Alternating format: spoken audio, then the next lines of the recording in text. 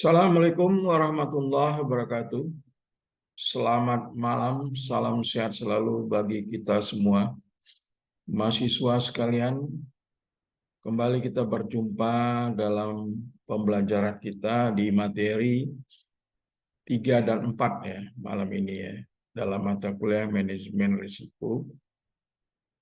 Kita akan lanjut pembahasan kita, yaitu sebentar saya screen dulu.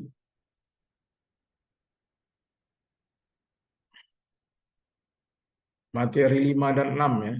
Tadi saya 3, 4. Seharusnya materi 5, 6. Pada materi 5 ini kita akan membicarakan tentang identifikasi risiko. Jadi risiko itu harus bisa diidentifikasi, dikenali. Apa jenis-jenis risiko itu berdasarkan beberapa teori. Pertama, melalui tahapan ya. Jadi manajemen risiko itu harus melalui tahapan-tahapan. Pertama harus diidentifikasi dulu risikonya, dianatomikan ya kan. Kemudian diklasifikasikan dan sebagainya. Lalu diukur.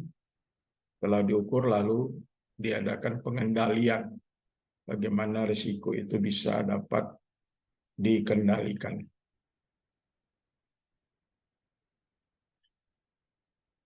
Identifikasi risiko merupakan tahapan dari manajemen risiko. Tahap ini berasal dari penemuan risiko yang mungkin terjadi di suatu proyek tertentu ya.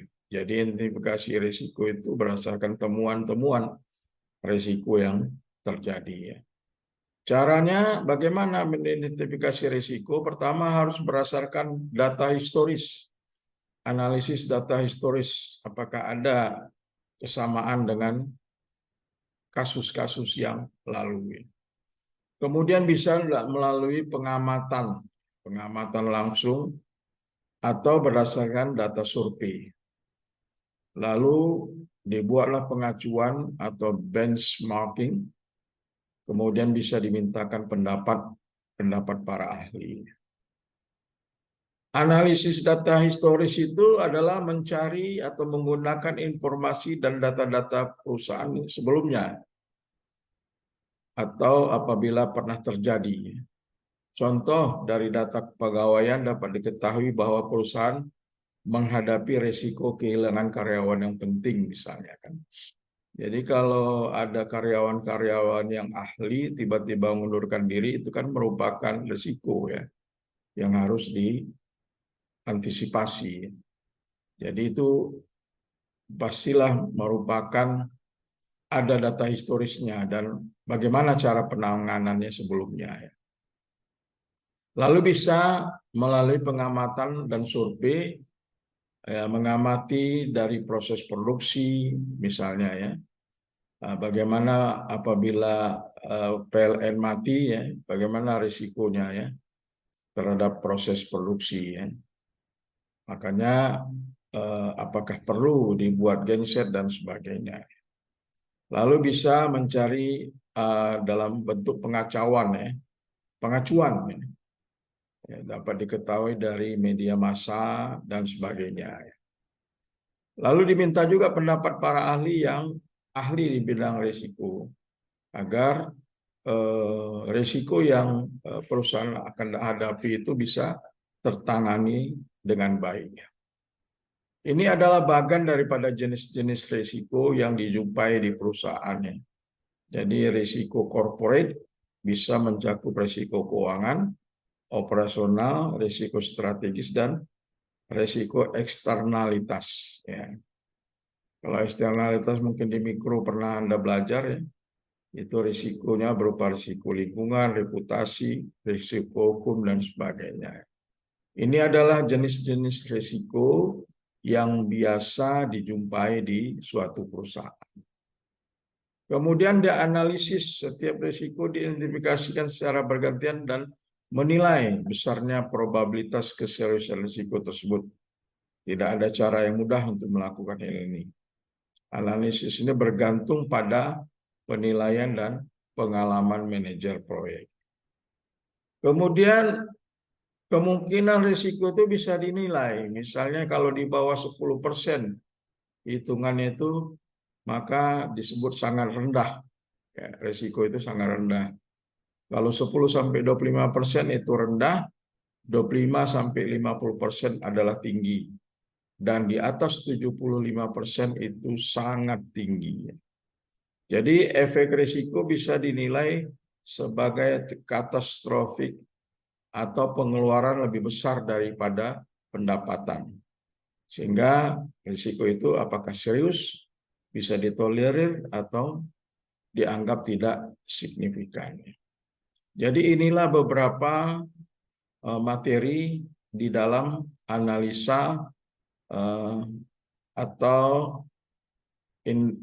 tahapan ya identifikasi risiko. Mungkin sekian penjelasan saya pada materi 5. Kita lanjut ke materi 6 ya. Kita buka dulu PowerPoint materi 6 ya. Ini kita bicara tentang analisa dan evaluasi risiko. Jadi sudah diidentifikasi, lalu dianalisa, dievaluasi ya. Jadi analisis risiko itu bisa dilihat dari konsep analisisnya, tujuan analisis, sumber data, teknis analisisnya, tahap analisis risiko, konsekuensi, dan analisis profil atau peta risiko. Jadi bagannya biasanya konsep analisis risiko adalah apa? Pertanyaannya dimulai dengan apa? Artinya untuk upaya memahami risiko lebih dalam. Apa yang terjadi? Apa yang terjadi? Risiko apa yang dialami? Lalu bagaimana cara mengatasinya? Sehingga caranya, pertanyaan berikutnya adalah cara. Pertama, bisa mencermati sumber risiko dan tingkat pengendalian yang ada. Jadi berdasarkan historis sebelumnya ya. Kemudian bisa menilai konsekuensi apa yang terjadi dan kemungkinan terjadinya risiko. Sehingga akan menjadikan hasil yaitu berupa profil risiko dan peta risiko. Adapun manfaat daripada analisis risiko adalah bisa dievaluasi risiko dan bisa langsung ditangani. Ditangani risiko, apalagi kalau perusahaan sudah punya pengalaman ya, pernah mengalami beberapa hal risiko yang terjadi. Jadi analisis risiko itu bisa dalam bentuk analisa kualitatif ya. Jadi berdasarkan bentuk kata atau skala deskriptif, bisa juga dalam bentuk analisis semi kuantitatif, setengah deskriptif dan setengah hitungan ya, semi kuantitatif namanya ya. Kemudian bisa betul-betul pure kuantitatif ya. Jadi bisa dihitung ya, bisa dihitung dengan data dan sebagainya ya. Kemudian tipe-tipe analisis risiko adalah dilakukannya controlling risk ya. Jadi harus dikontrol, harus dievaluasi ya. Jadi apa yang telah terjadi, bahaya apa yang mengalami, sehingga pekerjaan itu harus bisa ditangani agar risiko itu bisa diminimalisir.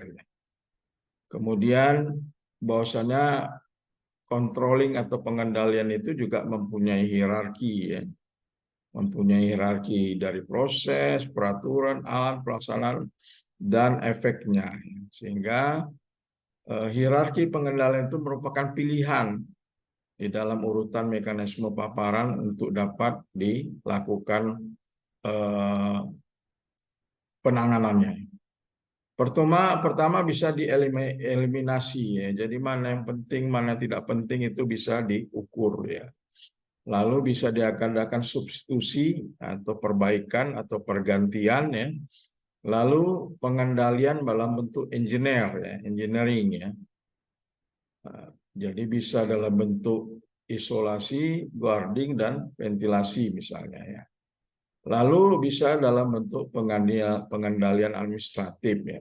Ini apabila menyangkut sumber daya manusia ya. Bisa melalui rotasi, pendidikan, penataan, jadwal kerja, monitoring, dan sebagainya. Kemudian harus dilakukan personal protective equipment. Jadi sumber daya manusia itu harus betul-betul dilindungi ya. Misalnya bagian pabrik itu seorang pekerja itu harus pakai respirator, sarung tangan, apron, sepatu boots, kacamata, helm, dan sebagainya. Sehingga risiko yang akan dihadapi oleh pekerja itu dapat diminimalisir. Jadi inilah penjelasan saya tentang analisa dan evaluasi risiko pada pertemuan ke-6. Mungkin sekian dulu video ini sebagai bahan kamu, mahasiswa sekalian, untuk dapat memahami materi 5 dan 6. Mudah-mudahan Anda paham dengan video ini karena kita masih tetap belajar dalam online ya. Sampai nanti UTS ya, jadwal pertemuan ke-8, pertemuan 9 barulah kita dengan tatap muka di kampus 3 ya rencananya ya. Demikian saya sudahi. Wassalamualaikum warahmatullahi wabarakatuh. Sehat selalu untuk kita semua.